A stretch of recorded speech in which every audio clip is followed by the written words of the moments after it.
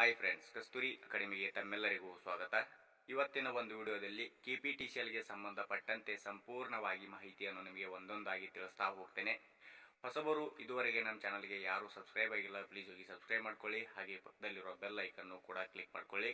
Bell icon click ಮಾಡ್ಕೊಳ್ಳೋದರಿಂದ ನಾ ಆಗ್ತಕ್ಕಂಥ ಹಲವಾರು ವಿಡಿಯೋಗಳ ನೋಟಿಫಿಕೇಶನ್ಗಳು ನಿಮಗೆ ಬಂದು ತಲುಪುತ್ತವೆ.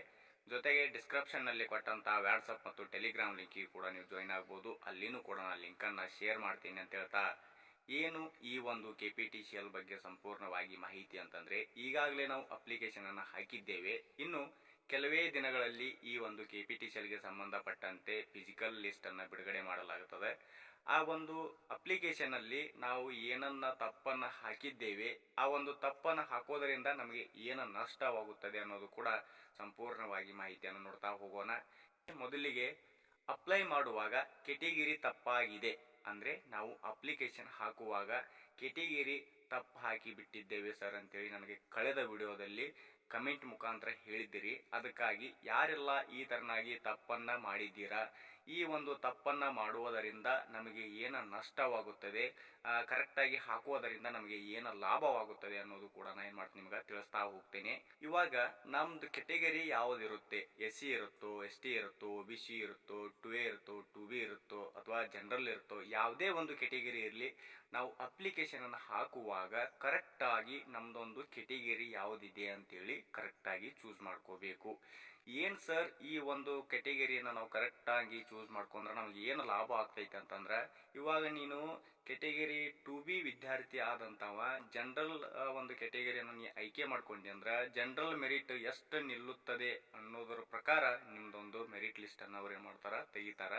ಹಾಗಾಗಿ ನೀ ಜನರಲನ್ನು ಆಯ್ಕೆ ಮಾಡ್ಕೊಂಡಿದ್ದೀಯಾ ಅಂತಂದರೆ, ಇವಾಗ ಜನರಲ್ ಒಂದು 95ಕ್ಕೆ ನಿಲ್ತಂತ ಇಟ್ಕೊಳ್ಳಿ, ನಿಮ್ಮದು ಪರ್ಸೆಂಟೇಜ್ 90 ಇರುತ್ತೆ. ಬಟ್ ನಿಮ್ಮ ಕೆಟಗರಿಗೆ 89 ನಿಂದಿರುತ್ತೆ, ಆದರೆ ಜನರಲ್ ಕೆಟಗರಿಗೆ 95 ನಿಲ್ಲುತ್ತೆ. ಹಾಗಾದರೆ ನೀವು ಯಾವ ಕೆಟಗರಿಯನ್ನು ಚೂಸ್ ಮಾಡ್ಕೊಂಡಿದ್ದೀರಾ ಅಂತಂದರೆ, ನೀವು ಜನರಲ್ ಕೆಟಗರಿಯನ್ನು ಚೂಸ್ ಮಾಡ್ಕೊಂಡಿದ್ದ ಕಾರಣ ನಿಮ್ದೊಂದಲ್ಲಿ ಮೆರಿಟ್ ಲಿಸ್ಟ್ ಒಳಗಡೆ ಹೆಸರು ಬರೋಲ್ಲ, ಕಟ್ ಆಫ್ ಲಿಸ್ಟ್ ಒಳಗಡೆ ನಿಮ್ದು ಏನಾಗಲ್ಲ, ಹೆಸರು ಬರೋಲ್ಲ. ಆದರೆ ನಿಮ್ಮದೇ ಕೆಟಗರಿ ಒಳಗಡೆ 89ಗೆ ನಿಂತಂಥ ಒಂದು ಕೆಟಗರಿಗೆ ನಿಮ್ದು 2B ನಿಮ್ದು 90 ಆಗಿತ್ತಂದರೆ 89 ನಿಮ್ದು ನಿಂತಿತ್ತಂದರೆ ನಿಮ್ದು ಕಟ್ ಆಫ್ ಒಳಗಡೆ ಹೆಸರು ಬಂದೇ ಬರ್ತಿತ್ತು. ಹಾಗಾಗಿ ತಪ್ಪು ಹಾಕುವುದರಿಂದ ನಮಗೆ ಈ ಒಂದು ನಷ್ಟ ಮತ್ತು ಲಾಭ ಎರಡೂ ಕೂಡ ಆಗುತ್ತೆ. ಹಾಗೆ ಎರಡನೇದು ಕನ್ನಡ ಮಾಧ್ಯಮ ಮತ್ತು ಗ್ರಾಮೀಣ ಮಾಧ್ಯಮ ನೋ ಅಂತ ಹಾಕಿದ್ದೇವೆ.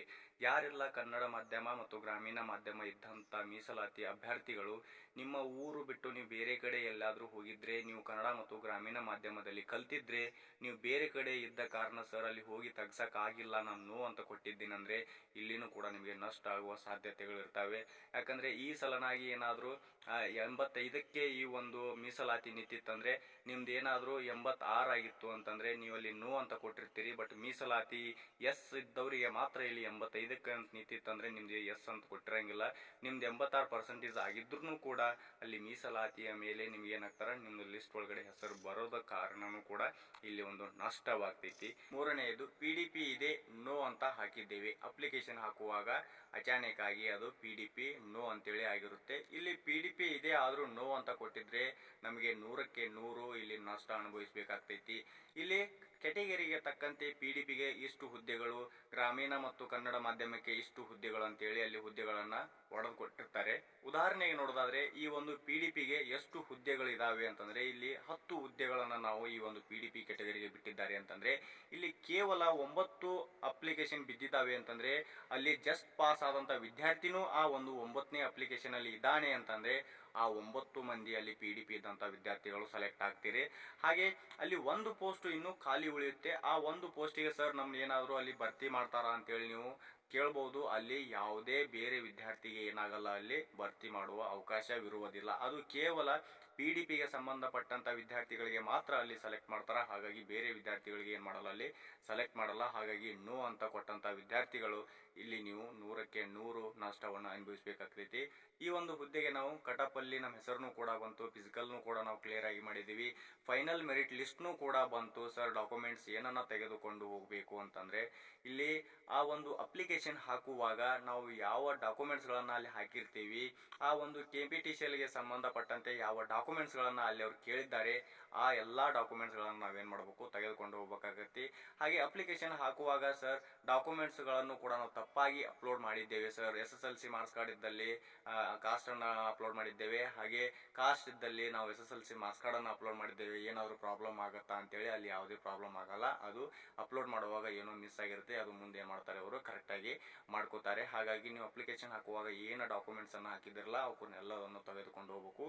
ಇದ್ರೊಳಗಡೆ ನಿಮ್ಗೆ ಏನಾದರೂ ಪ್ರಾಬ್ಲಮ್ಸ್ ಇದ್ದರೆ ಅಥವಾ ನಿಮ್ಗೆ ಏನಾದರೂ ಗೊತ್ತಾಗಲಿಲ್ಲ ಅಂತಂದರೆ ನನ್ನ ಕಮೆಂಟ್ ಮುಖಾಂತರ ತಿಳಿಸ್ಬೋದು, ಅದರಲ್ಲಿ ಕೂಡ ನಾನು ಹೇಳ್ತಾ ಹೋಗ್ತೀನಿ. ಹಾಗಾದರೆ ಈ ಒಂದು ವಿಡಿಯೋ ನಿಮ್ಗೆ ಏನಾದರೂ ಇಷ್ಟವಾದರೆ ಲೈಕ್ ಮಾಡಿರಿ, ಶೇರ್ ಮಾಡಿರಿ, ಸಬ್ಸ್ಕ್ರೈಬ್ ಮಾಡ್ಕೊಳ್ಳಿ. ಹಾಗೆ ನಿಮ್ಮ ಫ್ರೆಂಡ್ಸಿಗೂ ಕೂಡ ಹೇಳಿ. ಹಲವು ವಿದ್ಯಾರ್ಥಿಗಳು ನನ್ನ ಕಳೆದ ವಿಡಿಯೋದಲ್ಲಿ ಮೆಸೇಜ್ ಮಾಡಿದ್ದೀರಿ, ಸರ್ ನಾನು ಅಪ್ಲಿಕೇಶನ್ ಹಾಕುವಾಗ ಕೆಟಗಿರಿ ನಂದು 2A ಇದೆ ಸರ್, ನಾನು OBC ಹಾಕಿದ್ದೀನಿ ಸರ್, ನನ್ನ PDP ಇದೆ ಆದರೂ ನಾನು ಕೂಡ ಮಿಸ್ ಆಗಿ ನೋ ಅಂತ ಕೊಟ್ಟಿದ್ದೀನಿ, ನಂದು ಕನ್ನಡ ಮಾಧ್ಯಮ ಮತ್ತು ಗ್ರಾಮೀಣ ಮಾಧ್ಯಮ ಇದೆ ಸರ್, ಬಟ್ ನಾವು ಬೇರೆ ಊರಲ್ಲಿ ಇರ್ತೇವೆ, ನಾ ಕಲ್ತಂತ ಊರಲ್ಲಿಲ್ಲ, ಅಲ್ಲಿ ಹೋಗಿ ಬರ್ಸೋಕ್ಕಾಗಿಲ್ಲ ಸರ್, ನಾನು ನೋ ಅಂತ ಕೊಟ್ಟಿದ್ದೇನೆ, ಏನಾದರೂ ಪ್ರಾಬ್ಲಮ್ ಆಗುತ್ತಾ ಅಂತೇಳಿ. ಅಪ್ಲಿಕೇಶನ್ ಹಾಕುವಾಗ SSLC ಮಾರ್ಕ್ಸ್ ಕಾರ್ಡ್ ಇದ್ದಲ್ಲಿ ಕಾಸ್ಟನ್ನು ಹಾಕಿದ್ದೇವೆ, ಕಾಸ್ಟ್ ಇದ್ದಲ್ಲಿ SSLC ಮಾರ್ಕ್ಸ್ ಕಾರ್ಡನ್ನು ಹಾಕಿದ್ದೇವೆ ಅಂತೇಳಿ ಹಲವು ವಿದ್ಯಾರ್ಥಿಗಳು ಕಳೆದ ವಿಡಿಯೋದಲ್ಲಿ ಮೆಸೇಜನ್ನು ಮಾಡಿದ್ರಿ. ಈ ಒಂದು ಅಪ್ಲಿಕೇಶನ್ ಹಾಕೋದು ಕೂಡ ನಾನು ಸಂಪೂರ್ಣವಾಗಿ ಮಾಹಿತಿಯನ್ನು ಕೊಟ್ಟಿದ್ದೇನೆ, ವಿಡಿಯೋನು ಕೂಡ ಮಾಡಿ ಹಾಕಿದ್ದೇನೆ. ಹಳ್ಳಿಯಲ್ಲಿದ್ದಂಥ ವಿದ್ಯಾರ್ಥಿಗಳಿಗೆ ಸೈಬರ್ಗೆ ಬಂದು ಹಾಕೋಕ್ಕಾಗಲ್ಲ, ಆದ ಕಾರಣ ಅವ್ರಿಗೆ ಹೆಲ್ಪ್ ಆಗಲಿ ಅಂತೂ ಕೂಡ ನಾನು ಹಾಕಿದ್ದೇನೆ. ಆದರೂ ನೀವು ಯಾರು ನೋಡದೆ ಹಾಕಿದ್ದೀರಾ ಗೊತ್ತಿಲ್ಲ. ಮುಂದೊಂದು ಈ ಥರನಾಗಿ ತಪ್ಪು ಮಾಡಬೇಡಿ ಅಂತ ಈ ಒಂದು ವಿಡಿಯೋ ನಾನು ನಿಮಗೆ ಹೇಳ್ತಾ ಇದ್ದೀನಿ. ಈ ವಿಡಿಯೋ ನಿಮ್ಗೆ ಏನಾದರೂ ಇಷ್ಟವಾದರೆ ಲೈಕ್ ಮಾಡಿ, ಶೇರ್ ಮಾಡಿ, ಸಬ್ಸ್ಕ್ರೈಬ್ ಮಾಡ್ಕೊಳ್ಳಿ ಅಂತ ಹೇಳ್ತಾ ಈ ವಿಡಿಯೋನ ಇಲ್ಲಿಗೆ ಮುಗಿಸ್ತಾ ಇದ್ದೀನಿ. ಮತ್ತೆ ಮುಂದಿನ ವಿಡಿಯೋದಲ್ಲಿ ಸಿಗೋಣ. ಧನ್ಯವಾದಗಳು.